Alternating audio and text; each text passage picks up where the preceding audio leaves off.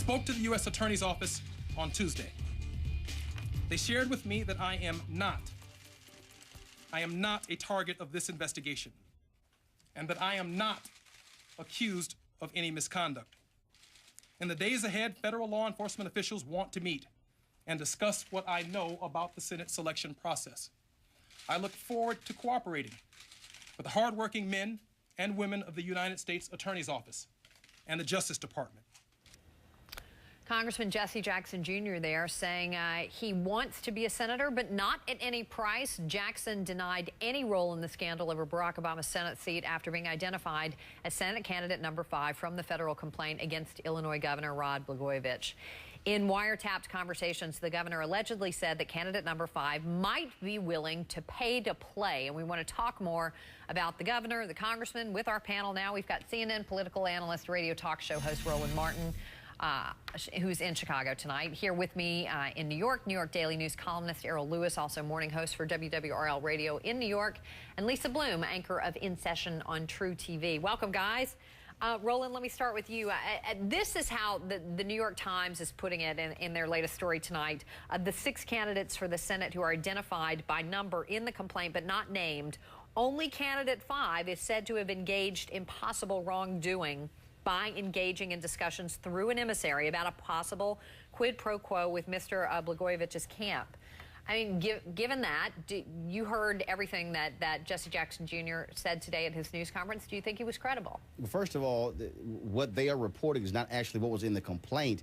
It said that the Senate number 5 would raise money for the governor, and so saying that they would engage in wrongdoing, that's actually factually incorrect. And so Jackson's point, I think, was a strong one, and that is, look, you come out, you identify as number 5, you say, look, this is exactly where I stand. Now the onus, frankly, is on Blagojevich to say, who was this emissary? Who was this person who came to them saying, I represent the congressman? And so that's really where we are now. But we don't know who this person is. Okay, but let me just clarify something you said, because, I mean, wouldn't that be pay to play if he had said, okay, we'll raise $1 million for you in exchange for the Senate seat? I mean, there's some real difference there, right? Well, I mean, no, what we have is we have the governor saying somebody came to him in a phone call. The emissary wasn't recorded. We don't know who that person was. And so that's what I'm saying. Jumping to saying somebody was engaged in wrongdoing, that's, frankly, the evidence is not there.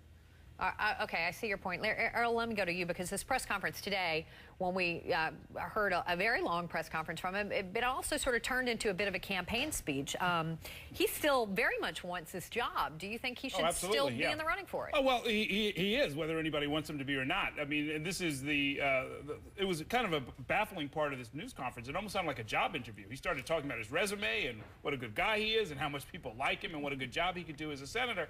But I think that ship has sailed. He's going to learn that, I think, in the next few days. But, you know, going back to something Roland said, I think there is this gray area that we're in right now, this murky area between somebody who's asking for pay to play in an illegal sense and somebody who's doing what politicians do all the time, meaning if you're going to run statewide, if nothing else comes out of that 76-page indictment, it's that this governor is hungry for campaign money so that he can run. And as long as we don't have campaign reform, as long as that's going to always be on the mind of every politician running statewide in a big state like Illinois, frankly, it's going to be one of the things that you talk about. In that 90 minutes, it would have had, I mean, look, how much money can you raise? Are you a serious candidate? When are you going to raise it? Can I be your running mate? You know, are we going to share this? Are we going to campaign together?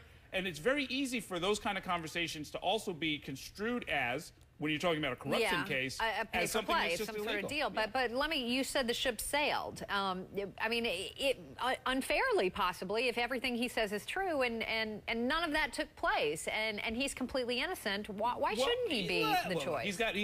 He comes across as very much more involved than the other candidate. Some of the other candidates, like Jan Schakowsky, another congresswoman from Chicago, perfectly forthcoming, speaking on talk shows, and just kind of putting her case out. She didn't have a lawyer talk to the press. She's just, so, you know, it may be unfair, but in a case like this, the political standards and what the public wants to hear from its public officials is going to be a much higher standard than you normally would. Well, so what about that, Lisa? I mean, he was very cagey, I mean, on his lawyer's advice, but is that a problem if you want to be the next U.S. Senator from Illinois? It is a problem politically, and legally, it really doesn't make a lot of sense. He's not a target of the investigation. He's not a subject of the investigation. He's not a defendant. He's not a suspect. He's nothing at this point except somebody who's named in a criminal complaint against somebody else. So why not answer questions? I think it is cagey. Do you think that was... Well, criminal defense lawyers are always going to be very, very conservative and advise everybody, don't speak, because anything you say can be used against you later on if you say something that's a little bit inconsistent. But the real question I have is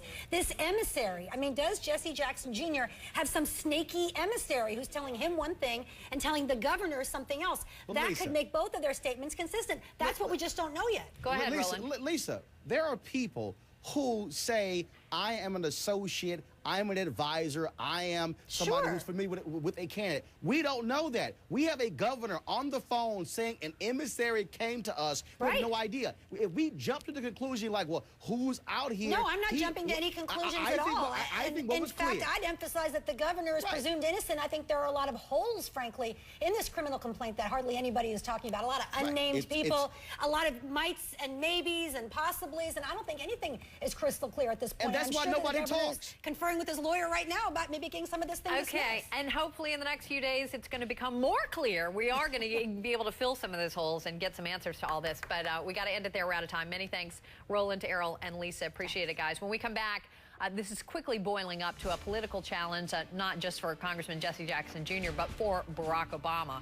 And no surprise, an opportunity for Republicans. James Carville, Steve Hayes, they're going to join us to talk about that when we come back. Plus, there is the governor's wife, the First Lady of Illinois. The allegations against Patty Blagojevich aren't quite a match for her husband's, but now a lot of people talking about her too.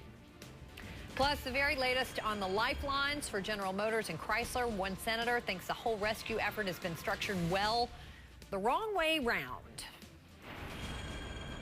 Isn't that, to use a common phrase, just ass backwards?